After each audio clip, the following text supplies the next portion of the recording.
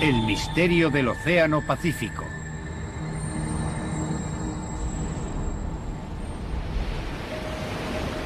...8 de septiembre de 1980...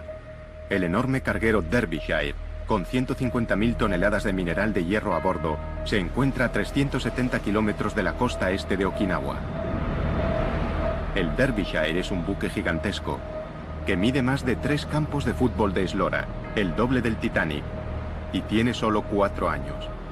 De proa a popa, su diseño es de lo más moderno que existe... Cualquiera se sentiría totalmente a salvo navegando en él. Pero algunos, como el marinero de primera Peter Lambert, no.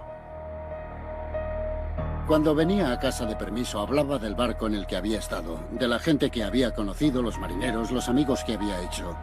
Y siempre nos escribía. Pero este viaje no le gustaba. Había algo raro. Mucha gente dijo lo mismo.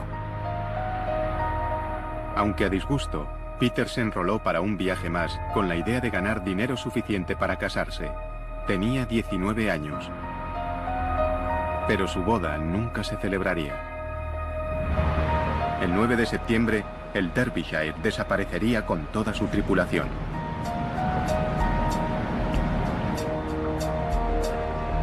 Era el barco británico más grande que se hubiera perdido nunca en el mar, y nadie se explicaba cómo. ¿Cómo podía este barco gigante, tripulado por marineros experimentados, desvanecerse sin más, sin haber hecho una llamada de socorro y sin dejar rastro? ¿Sería otra víctima de uno de los enigmas más aterradores y duraderos del Océano Pacífico? Al sur de Japón se ubica una vasta extensión de océano vacío. Desde 1940, en estos crueles mares, han desaparecido misteriosamente un buen número de barcos gigantescos. Muchos de ellos se perdieron sin haber enviado siquiera un SOS y sin dejar pista alguna de su paradero. Pero estas aguas llevan siglos cobrándose víctimas. Hace mucho tiempo, los marineros japoneses dieron a esta región un nombre espeluznante: Naoumi, el mar del diablo.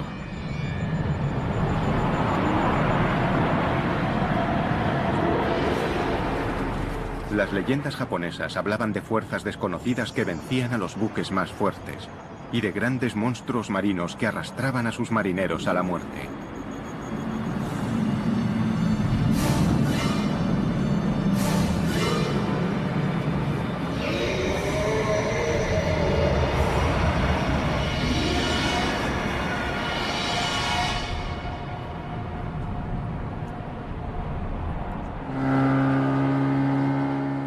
La leyenda de los monstruos marinos ha perdido peso, pero los pescadores japoneses siguen temiendo al mar del diablo, aunque su riqueza les impulsa a arriesgar sus propias vidas. El mar del diablo es un mar de abundancia. Siempre hemos pescado allí.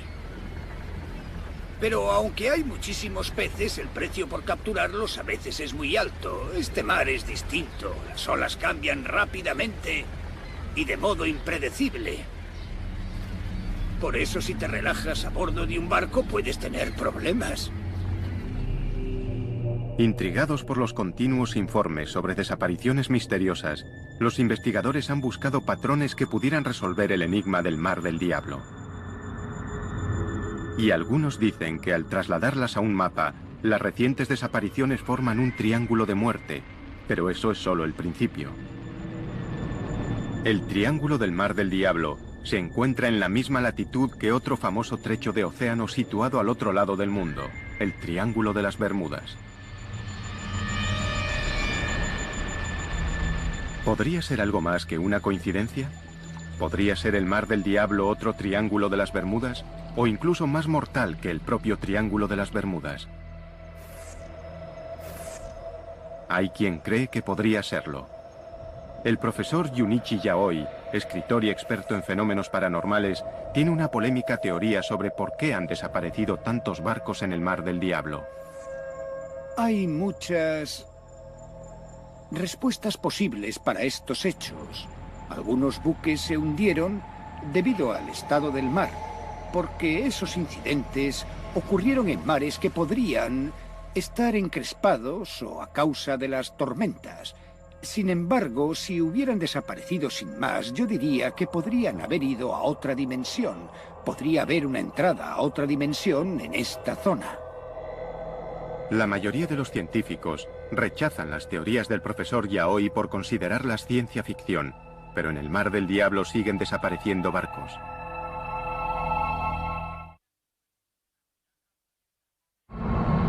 Enero de 2002. El MV Linji, un carguero chino con 19 hombres a bordo, no llega a su destino en el puerto japonés de Kagoshima.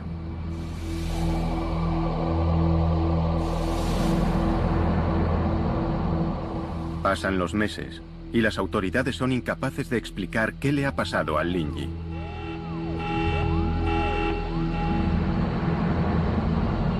Desapareció sin haber realizado una sola llamada de socorro y sin dejar rastro alguno.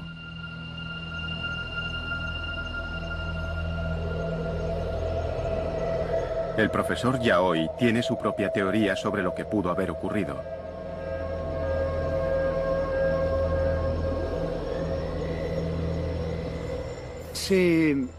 Lo explicaré con un ejemplo muy sencillo. Imagínese una onda de radio. Como todos sabemos, los programas de televisión, ya sean dramáticos, documentales o informativos, se hacen en un estudio. Cuando se emiten, se convierten en ondas de radio que nosotros no podemos ver ni tocar.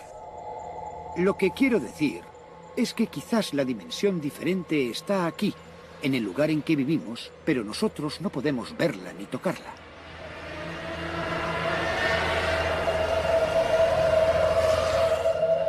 Aunque hay quien ve en la teoría del profesor Yaoi una manera sencilla de explicar lo inexplicable, los expertos marítimos son escépticos. Yo soy escéptico, probablemente muy escéptico ante cosas de este tipo. David Mearns es un buscador de naufragios con un historial impresionante de localización de buques perdidos y una actitud pragmática ante lo paranormal. La gente me contrata para que encuentre respuestas desde el punto de vista científico y técnico. Por eso, si de pronto dijera... no puedo explicarlo. Debe de ser por el Triángulo de las Bermudas o por el Triángulo del Pacífico. No creo que volviera a tener nunca alguna credibilidad. En 1994, David y su equipo acometieron uno de sus mayores retos hasta la fecha: resolver el misterio del buque perdido Derbyshire. Sería una misión muy exigente incluso para un experto como él. Esta vez se enfrentaba a un enemigo formidable, tal vez el más duro de su carrera, al Mar del Diablo.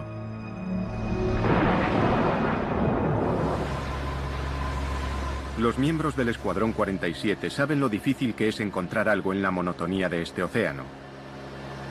Los ojos de la Armada de los Estados Unidos en el cielo se encargan de la guerra antisubmarina, la vigilancia y las operaciones de búsqueda y rescate. No hay ningún lugar de la región al que no podamos ir en un periodo razonable de tiempo. Siempre tenemos un avión preparado para salir en 1 hora. Siempre está disponible para cualquier tipo de misión de búsqueda y rescate, de actividad de piratería o cualquier otra cosa. La patrulla 47 está en su puesto lo más rápido posible.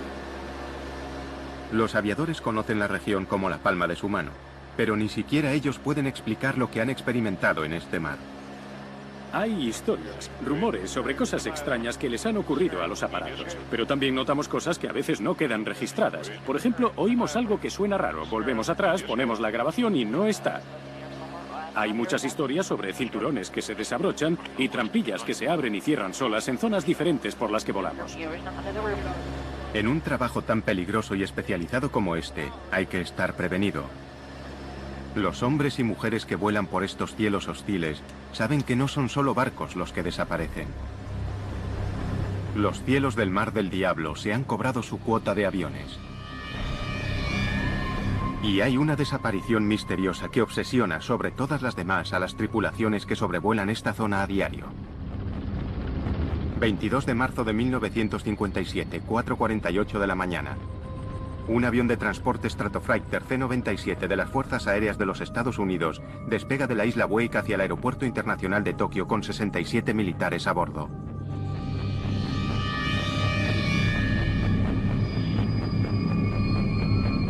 La duración aproximada del vuelo es de 9 horas y media, y el aparato lleva combustible para 13 horas y media. Durante 8 horas, el vuelo discurre con normalidad. A las 2:30 de la tarde, el piloto comunica por radio como hora aproximada de llegada a las 5 de la tarde, y añade que todos los equipos funcionan con normalidad. La climatología es buena, y las condiciones de vuelo casi perfectas. 1 hora y 15 minutos después, el piloto comunica por radio que está a 320 kilómetros de Tokio. Los controladores aéreos esperan la llegada del aparato en un plazo de 2 horas. Pero el C-97 nunca tomó tierra en el aeropuerto.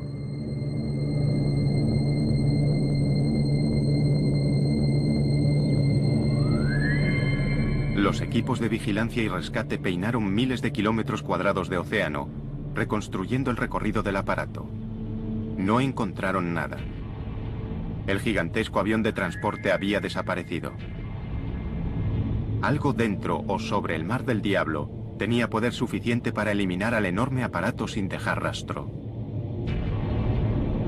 ¿Qué pudo haberle ocurrido a este formidable avión, fabricado para el combate y en condiciones perfectas para el vuelo? A día de hoy, nadie lo sabe.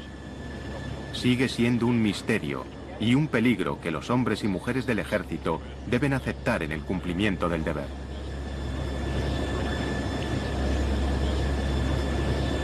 El Mar del Diablo oculta bien sus secretos, pero las expediciones osadas y la investigación innovadora están empezando a producir respuestas sorprendentes a viejas preguntas. Al igual que en el Triángulo de las Bermudas, nada es nunca lo que parece en el Mar del Diablo. El servicio de guardacostas japonés registra más de 2.500 accidentes marítimos cada año en las aguas japonesas.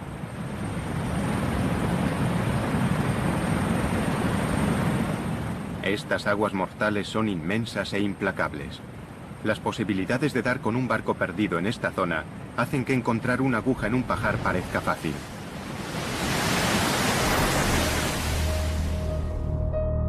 Por eso, 14 años después de que el buque gigante Derbyshire desapareciera sin dejar rastro en el Mar del Diablo, casi todos creían que nunca sería encontrado. El informe oficial culpó a las fuerzas de la naturaleza y el caso se cerró. Pero las familias de la tripulación del Derbyshire no iban a permitir que el suceso se olvidara. Querían respuestas.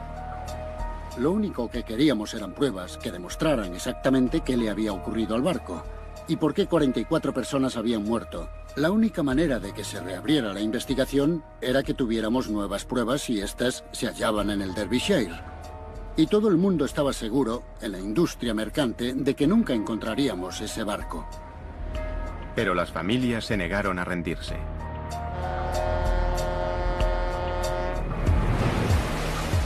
En julio de 1994, una expedición dirigida por David Mearns de Oceaneering Technologies ponía rumbo hacia el Mar del Diablo con la esperanza de solucionar el caso.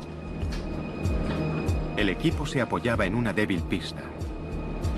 En la época del hundimiento del Derbyshire, los aviones de búsqueda y rescate informaron de una mancha de combustible no muy lejos de la última posición conocida del barco. Nadie había utilizado el petróleo como pista inicial para salir a buscar el barco. Había cierta incertidumbre en aquella época sobre lo grande que podía ser el área.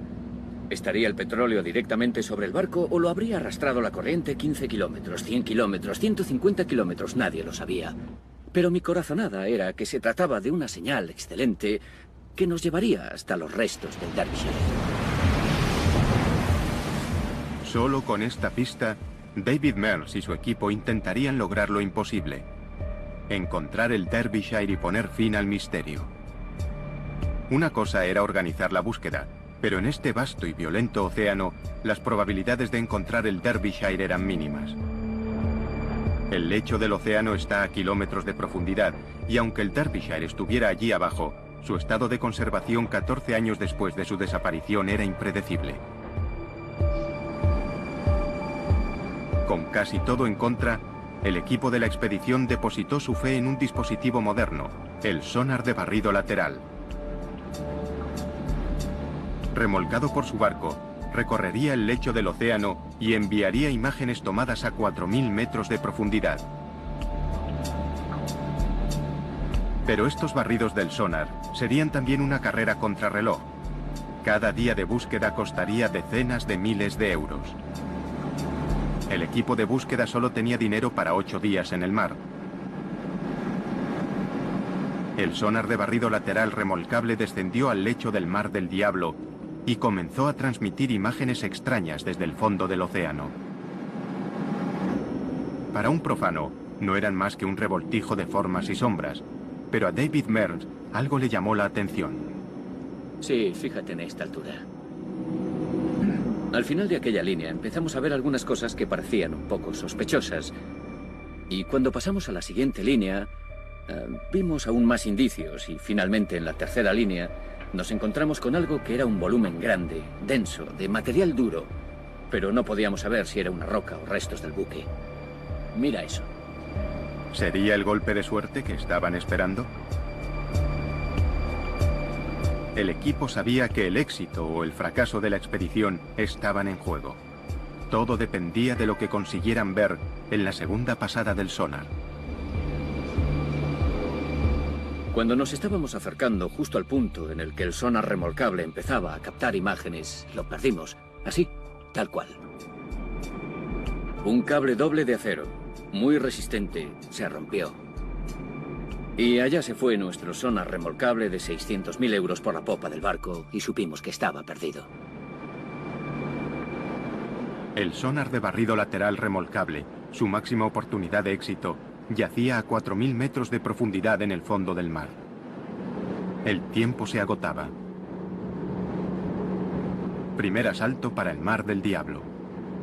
Antes de que se pudiera intentar una recuperación, una tormenta amenaza en el horizonte y el equipo debe preparar el barco para el inminente impacto.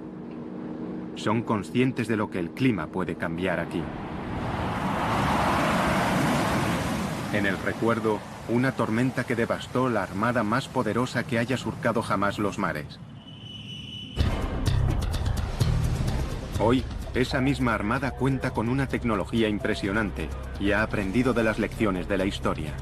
¿Pero estarán destinados estos marineros a enfrentarse una vez más a la furia del Mar del Diablo?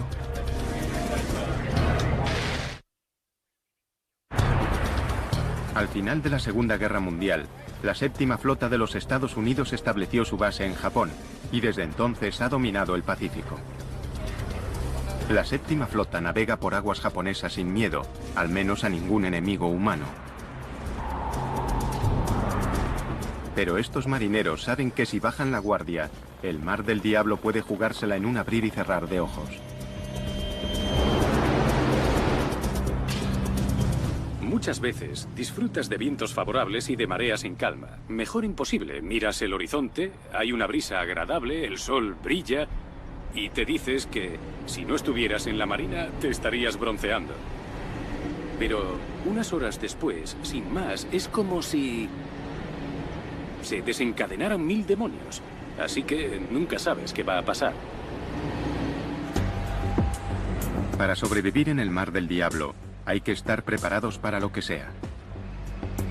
En esta peligrosa región, lo más importante no son los pilotos de los cazas, sino un puñado de meteorólogos que escudriñan el mar y el cielo en busca de alguna señal de problemas. Estos hombres no contemplan el equivocarse. El más mínimo error podría ponerles en la senda del peligro, y sobre sus buques caería el clima más mortífero que pueda generar el planeta. Parece increíble que estos poderosos buques de guerra, construidos para repeler a los peores enemigos, puedan ser tan vulnerables a los embates de la naturaleza. Pero el Mar del Diablo ya ha demostrado lo que puede hacerles. Es una tragedia que aún atormenta a la Armada. Diciembre de 1944. La Segunda Guerra Mundial ruge en el Pacífico. Los escuadrones suicidas de los kamikazes japoneses son el enemigo más temido. Pero el terror que inspiran está a punto de ser superado. El Destacamento 38, un grupo de buques de combate de la Armada de los Estados Unidos, bombardea las posiciones japonesas en Filipinas, preparando el camino para el desembarco de MacArthur en la playa.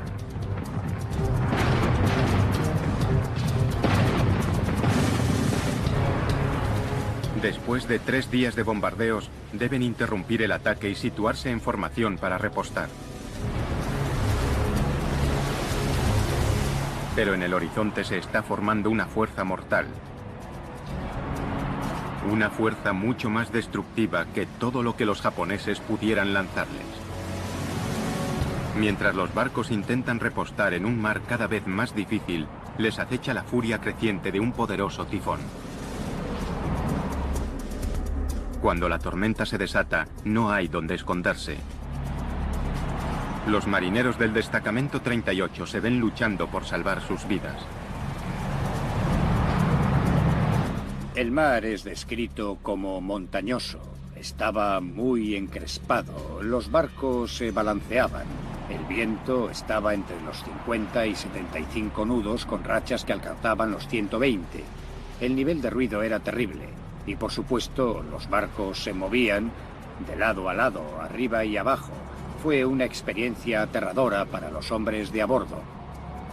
Hubo marineros que, aunque se habían enfrentado a la amenaza kamikaze, descubrieron que el tifón era la peor experiencia de sus vidas. Cuando cesó, habían muerto 765 marineros norteamericanos. Fue el peor desastre natural de la Armada de los Estados Unidos en el siglo XX. La poderosa flota, con las cicatrices de la tragedia bien visibles, regresó a puerto. El tifón asesino había pillado al Destacamento 38 por sorpresa. Para evitar que volviera a suceder un desastre parecido, la Armada estableció puestos de información meteorológica por todo el Pacífico. Hoy, el Mando Meteorológico y Oceanográfico de la Armada de los Estados Unidos en Yokosuka, Japón, está en alerta máxima. En el Mar del Diablo se está formando un potente tifón. Esta región mortal es una fábrica de tifones. Sus aguas cálidas pueden generar hasta 30 tormentas asesinas al año. Torbellinos con vientos de 320 kilómetros por hora y olas de hasta 20 metros de altura que se desplazan a 80 kilómetros por hora por el mar, devastándolo todo a su paso. El oleaje asociado con la tormenta ahora mismo es de unos 9 metros. Por eso estamos alejando a los barcos de la zona. Estamos alejando a los barcos de la costa de China y esperamos que se mantengan vientos de 80 nudos con rachas de 105 desplazándose al oeste. Cuando los vientos superan los 170 nudos o 315 kilómetros por hora, un tifón se convierte en un supertifón. Una de las fuerzas más devastadoras de la naturaleza y la peor pesadilla de un meteorólogo marino.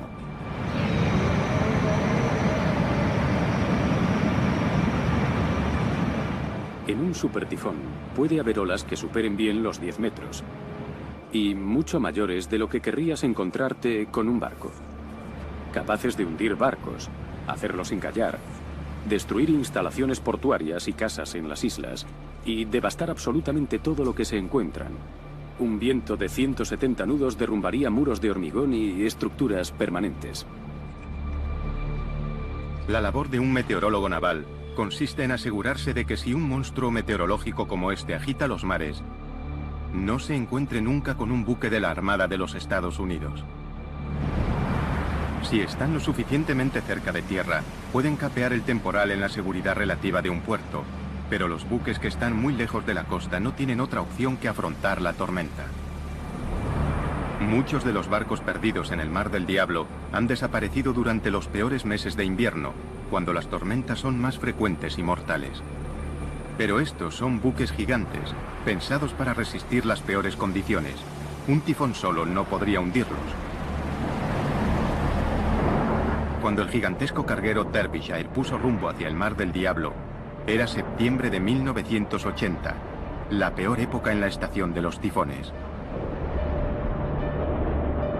A las 10:19 de la mañana del 9 de septiembre, el capitán informó de que el Derbyshire estaba luchando contra vientos de 110 km por hora y olas de 10 metros.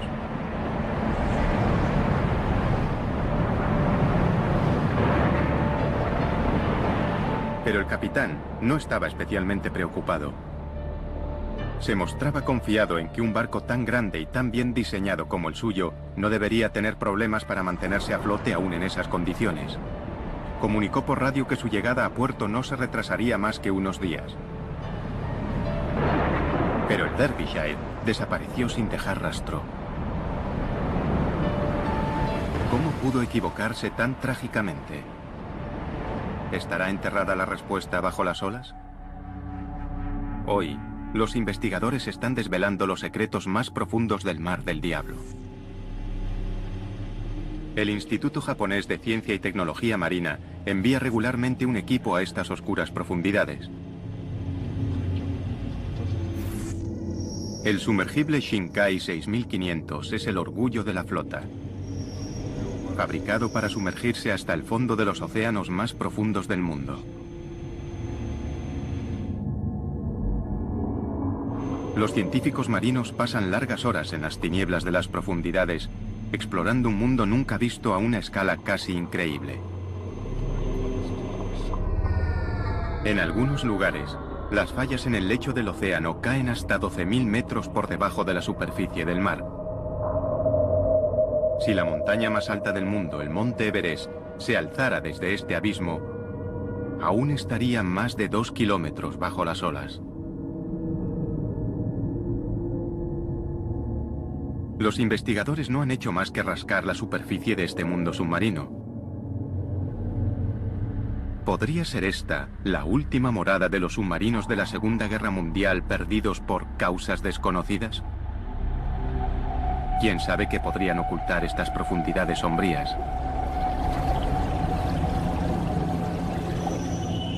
Se ha sugerido incluso la existencia de una fuerza extraterrestre que acecha bajo el Mar del Diablo. El informe de la investigación de un científico ruso fue ampliamente difundido en la prensa paranormal.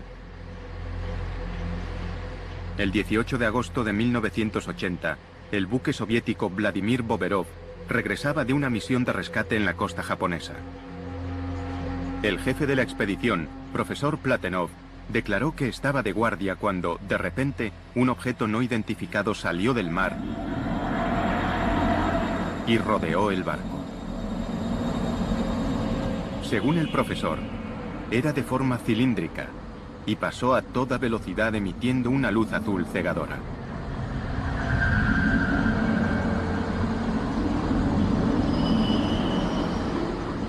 El profesor declaró que aquel extraño aparato no se parecía a nada de este mundo. El objeto dio vueltas alrededor del barco durante varios minutos y se volvió a sumergir en el océano tan rápidamente como había aparecido. A lo largo de los años, se habían contado historias similares que habían acrecentado la leyenda del Mar del Diablo. Pero hay otra explicación para los objetos extraños que salen del agua. Los científicos japoneses rechazan la idea de una fuerza extraterrestre submarina. Para ser sincero, casi todos los fenómenos son explicables con los conocimientos de que disponemos, aunque nunca he visto un fenómeno tan extraño.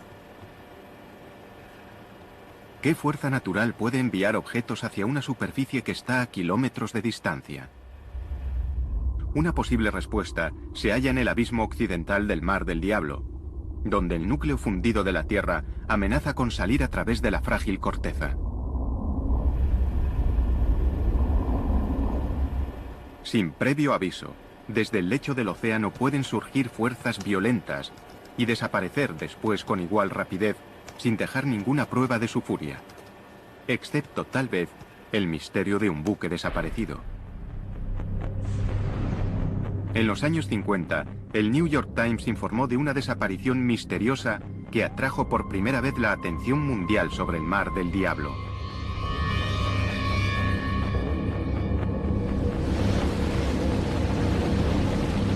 ...23 de septiembre de 1952... el Kayu Maru 5... un buque de investigación de los guardacostas japoneses con 31 personas a bordo se dirige hacia el arrecife Myojin, en el Mar del Diablo, para estudiar una extraña actividad submarina. Dada la buena marcha que llevan, la tripulación espera llegar al arrecife en menos de un día. Pero después de 3 días de silencio de radio, las autoridades declaran el buque desaparecido.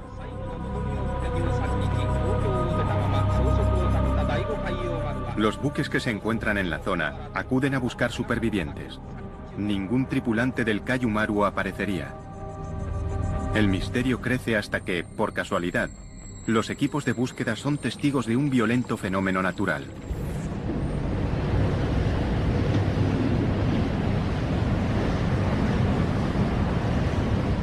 Si la erupción hubiera ocurrido súbitamente bajo el Kaiju Maru, el buque se habría hundido de inmediato, sin tiempo siquiera para emitir una señal de socorro.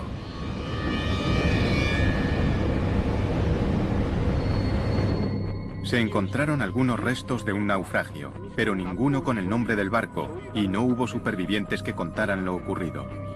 El destino del Kaiju Maru seguiría siendo un secreto del Mar del Diablo. Los familiares desconsolados se vieron obligados a aceptar que el buque simplemente había desaparecido, y con él sus maridos, hijos y padres. El servicio de guardacostas japonés aconsejó a los buques que evitaran el arrecife Myojin ante el peligro de una erupción submarina. Nacía así una leyenda. Pero las profundidades pueden matar de más de una manera.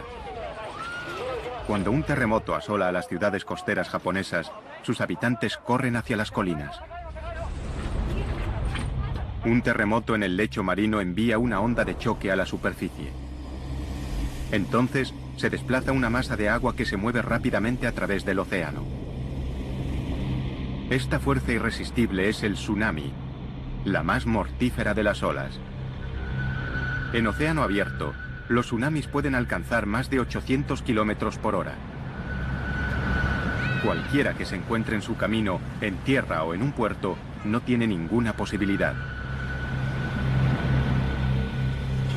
De pequeño, Takeo Suzuki fue uno de los pocos afortunados que sobrevivieron cuando un tsunami aniquiló su aldea. Fue realmente terrible. A las 12 en punto se produjo el terremoto. Unos minutos después llegó el tsunami. La gente intentó huir.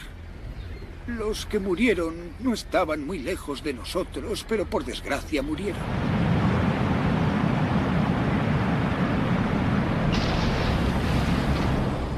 A lo largo de la historia, los tsunamis se han cobrado las vidas de cientos de miles de personas. Hoy, los tsunamis siguen causando estragos en la costa japonesa. Y con demasiada frecuencia, la gente no se da cuenta de la amenaza que suponen hasta que es demasiado tarde. Nadie conoce mejor la impresionante fuerza de un tsunami que Chip McCready, del Centro de Advertencia de Tsunamis del Pacífico. Un tsunami incluso de 3 metros es muy devastador, porque el nivel del mar se eleva a 3 metros y se queda a esa altura durante 5 minutos, 10 minutos, 15 minutos. Y durante ese periodo de tiempo, llega mucha agua a la orilla y a gran velocidad. Esto no solo produce inundaciones, sino que la fuerza del agua derriba cosas y arrastra escombros que a su vez se convierten en arietes. Algunos expertos han sugerido que estas olas monstruosas podrían ser las responsables de la desaparición de buques en el Mar del Diablo. Pero quienes mejor conocen los tsunamis afirman que es poco probable. Un tsunami muy destructivo solo alcanzaría 1 metro o menos de altura en mar abierto. Y como estas olas son muy anchas, el tiempo que la ola necesita para levantarse y después volver a bajar es muy largo. Podría ser de entre 20 minutos y 1 hora. Así que este lento ascenso y descenso del mar en medio del océano pasa casi inadvertido. Aunque provocan enormes destrozos en la costa, no se puede culpar a los tsunamis de la desaparición de un barco en el mar. En alta mar, el tiempo se agotaba para la expedición que buscaba al buque perdido Derbyshire. Habían obtenido un escáner prometedor del lecho marino donde presuntamente había desaparecido el barco. Pero antes de tener una identificación positiva, el sonar de barrido lateral remolcable se había perdido, reclamado por el Mar del Diablo. Ahora la tormenta amainaba y la misión podía continuar. Intentarían recuperar el sonar de barrido lateral e identificar el objetivo. ¿Pero estarían preparados para lo que encontrarían a 4.000 metros de profundidad?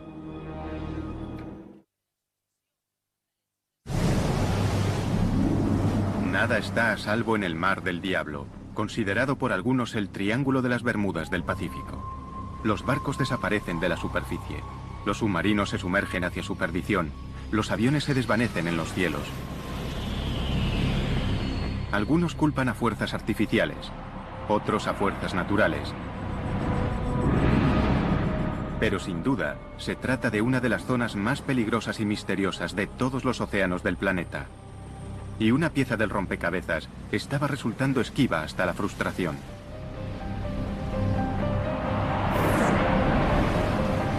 El Mar del Diablo había desbaratado un intento de resolver el misterio del Derbyshire. El equipo de la expedición había perdido su sonar de barrido lateral remolcable justo cuando empezaba a transmitir imágenes de una formación sospechosa en el fondo del océano. Ahora tendrían que organizar una misión de rescate, intentar recuperar el sonar remolcable e identificar el objetivo que se encontraba en el fondo.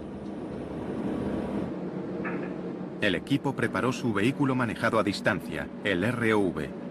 Esta misión le exigiría el máximo. ¿Soportaría el armazón de titanio del ROV las presiones aplastantes que podría encontrar en su descenso? Unos finos cables eran lo único que mantenía unido este sumergible de tecnología punta al buque. Si algo salía mal a 4.000 metros de profundidad, desde la superficie no se podría hacer nada. La tensión era tremenda. Teníamos un elemento del equipo carísimo sumergido en el lecho del océano. Había un naufragio que era el que buscábamos. Pero si no obteníamos una imagen que lo demostrara, nadie nos creería. Y volver, sin haber conseguido nada, era fracasar en todos los frentes. Recuperamos el sonar remolcable. Y recuperar una sonda de 1 tonelada y subirla a cubierta fue algo técnicamente muy difícil de conseguir. Después teníamos que sumergirnos y nos quedaban 6 horas antes de tener que levar anclas y marcharnos del lugar. La ansiedad a bordo crecía a medida que llegaban de las tinieblas oscuras imágenes nunca vistas. El ROV captó un rastro de reluciente mineral de hierro, la carga que el Derbyshire transportaba cuando desapareció.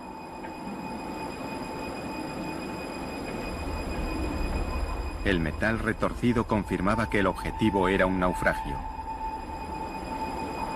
Y entonces, el momento que todos esperaban.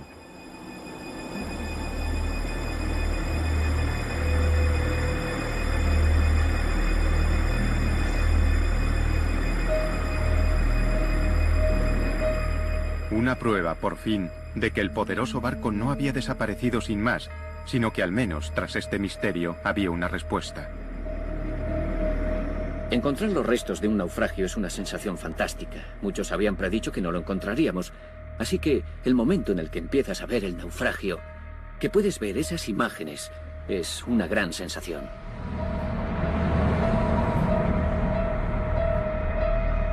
Para Paul Lambert, de la Asociación de Familiares del Derbyshire, la noticia supuso un alivio y una repentina y demoledora sensación de pérdida. Muchas familias, en el fondo, no habían aceptado que el Derbyshire se había hundido. Porque hay un montón de islas desiertas en la zona y algunos familiares creían que sus maridos o sus hijos estarían en una isla desierta. Recordamos a aquellos que perdieron la vida en el mar, navegando en el buque mercante Derbyshire. Cuando el barco apareció, les arrebatamos esa idea. Y hubo muchas emociones enfrentadas. La realidad, de repente, de que tu ser querido no va a volver a casa. Aunque hayan pasado 14 años desde que se hundiera el barco, aún se aferraban a eso. Jeffrey Victor Underhill. Tras 14 dolorosos años, las familias de los desaparecidos tenían las respuestas que habían estado buscando. Raymond William Taylor. Peter Lambert. Nigel Coates. Contra todos los pronósticos y ante el desconcierto de los críticos, David Mills y su equipo habían conseguido lo imposible. Habían encontrado los restos retorcidos del Derbyshire. Pero la pregunta seguía ahí. ¿Qué acontecimiento catastrófico podía haberlo enviado al fondo del mar? Los hallazgos de la expedición ayudaron a